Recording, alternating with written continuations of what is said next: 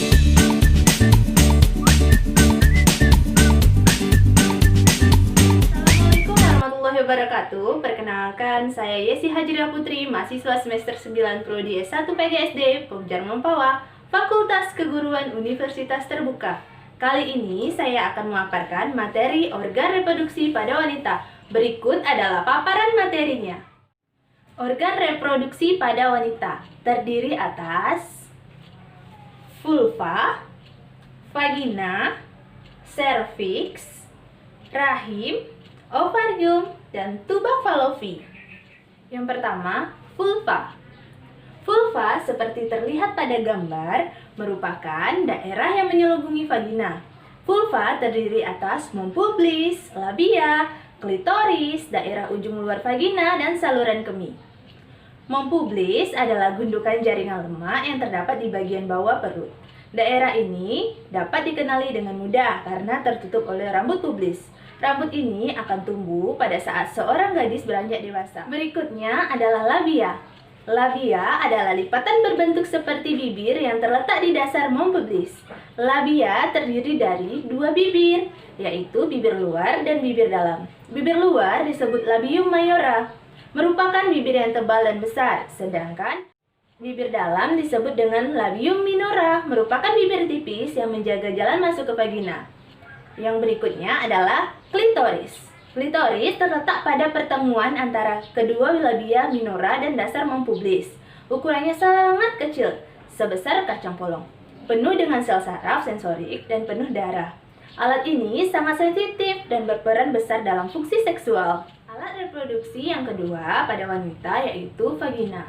Vagina adalah saluran yang elastis, panjangnya sekitar 8-10 cm dan berakhir pada rahim. Vagina dilalui darah saat menstruasi dan merupakan jalan lahir. Karena berbentuk dari otot, vagina bisa melebar dan menyempit. Kemampuan ini sangat hebat, terbukti bisa melebar seukuran bayi yang melewatinya. Pada bagian ujung yang terbuka, vagina ditutupi oleh selaput-selaput tipis yang disebut dengan selaput darah. Untuk organ reproduksi yang ketiga adalah serviks. Serviks disebut juga dengan mulut rahim. Serviks ada pada bagian depan dari rahim dan menonjol ke dalam vagina, sehingga berhubungan dengan bagian vagina. Serviks memproduksi cairan berlendir pada sekitar waktu ovulasi. Mempulus ini menjadi banyak, elastis, dan licin. Hal ini membantu spermatozoa untuk mencapai uterus. Saluran yang berdinding tebal ini akan menipis dan membuka saat proses persalinan dimulai. Alat reproduksi berikutnya adalah rahim. Rahim disebut juga dengan uterus.